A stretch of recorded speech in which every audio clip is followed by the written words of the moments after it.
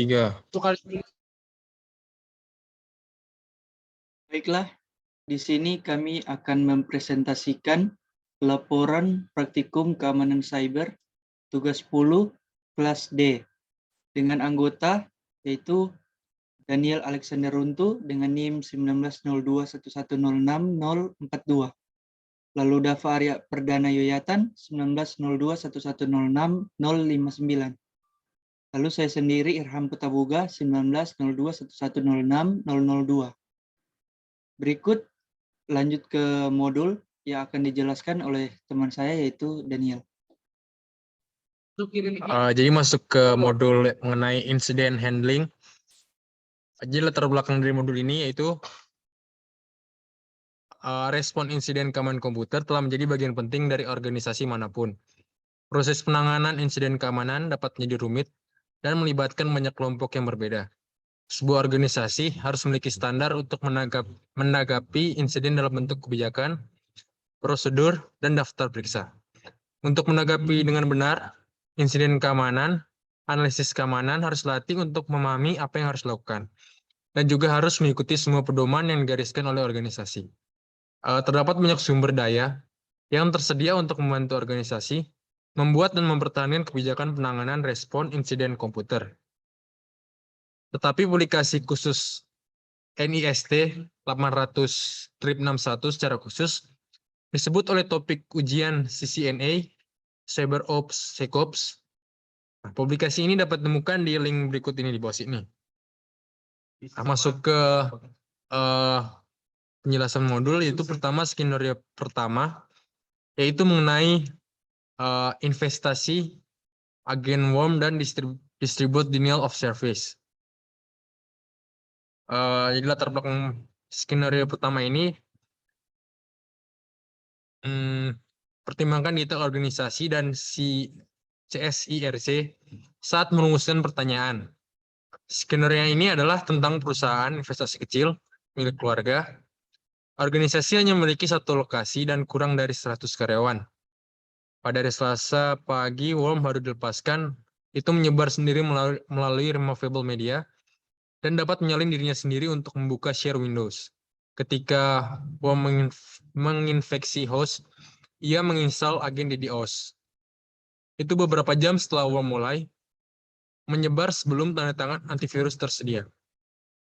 Itu organisasi telah mengalami infeksi yang meluas. Perusahaan investasi telah memperkerjakan tim kecil, ahli keamanan yang sering menggunakan model keamanan berlian penanganan insiden. Nah, dari skenario di atas, persiapannya itu, persiapan apakah organisasi menganggap aktivitas ini sebagai insiden? Jika ya, kebijakan organisasi apa yang dilanggar oleh aktivitas ini? Lalu tindakan apa yang diambil untuk mencegah terulangi jenis insiden ini atau untuk membatasi dampaknya? Deteksi dan analisis, dapatkah organisasi mengidentifikasi prekursor insiden? Jika ada, apakah ada prekursor bagi organisasi untuk mengambil tindakan sebelum insiden terjadi? Deteksi yang kedua, tanda-tanda apa yang dilihat organisasi dalam insiden itu? Apa indikator yang membuat seseorang percaya bahwa suatu insiden mungkin telah terjadi? Yang ketiga, alat tambahan apa yang mungkin diperlukan untuk mendeteksi insiden khusus ini? Bagaimana prioritas tim dalam menangani insiden ini? Masuk bagian yang ketiga, containment, eradication, dan juga pemulihan. Strategi apa yang harus diikuti organisasi untuk menangani insiden? Mengapa strategi ini lebih disukai daripada yang lain? Alat tambahan apa yang mungkin diperlukan untuk menangani insiden khusus ini? Personil apa saja yang terlibat dalam proses penahanan, pemberantasan, dan atau pemulihan? Sumber bukti apa, jika ada, yang harus dikumpulkan oleh organisasi? Bagaimana bukti dikumpulkan? Di mana disimpan? Berapa lama Anda perlu menyimpannya? Lalu post-incident activity, apa yang bisa kita lakukan untuk mencegah kejadian serupa di masa depan? Apa yang dapat dilakukan untuk meningkatkan deteksi insiden serupa? Dengan cara, lalu masuk ke skenario kedua, yang akan dijelaskan oleh teman saya, Dava Yatan.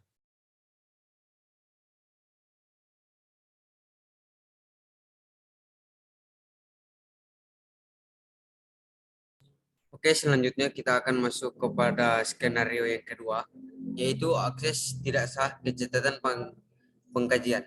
Pelajari skenario berikutnya. Di sini diskusikan dan tentukan pertanyaan penanganan respons insiden yang seharusnya ditanyakan pada setiap tahap proses respon insiden. Pertimbangkan detail organisasi dan CSIRC saat merumuskan pertanyaan Anda. Skenario ini tentang rumah sakit menengah dengan beberapa kantor satelit dan layanan medis. Itu organisasi memiliki lusinan lokasi yang mempekerjakan lebih dari 5.000 karyawan. Karena ukuran organisasi, mereka telah mengadopsi model CSIRC dengan tim respons insiden terdistribusi. Mereka juga memiliki tim koordinasi yang mengawasi CSIRT dengan membantu mereka berkomunikasi satu sama lain. Pada Rabu malam, tim keamanan fisik organisasi menerima telepon dari bagian pengkajian. Administrator yang melihat orang tak dikenal meninggalkan kantornya, berlari menyusuri lorong dan keluar gedung.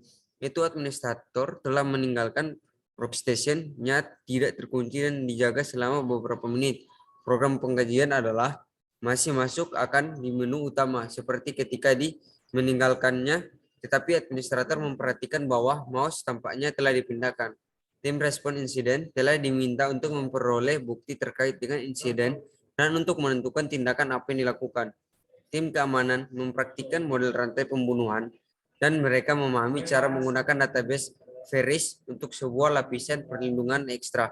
Mereka telah mengalihdayakan sebagian staf ke MSSP untuk pemantauan 24/7. Nah, di sini untuk preparation-nya itu adalah apakah organisasi menganggap aktivitas ini sebagai insiden? Jika iya, kebijakan organisasi apa yang dilanggar oleh aktivitas ini? Nah, tindakan apa yang diambil untuk mencegah jenis insiden ini atau membatasi dampaknya? Lalu yang kedua untuk deteksi dan analisis itu, dapatkah organisasi mengidentifikasi prekursor insiden? Jika ada, apakah ada prekursor sebagai organisasi untuk mengambil tindakan sebelum insiden terjadi? Nah, tanda-tanda apa yang dilihat organisasi dalam insiden itu? Apa indikator yang membuat seseorang percaya bahwa suatu insiden mungkin telah terjadi? Dan alat tambahan apa yang mungkin diperlukan untuk mendeteksi insiden khusus ini?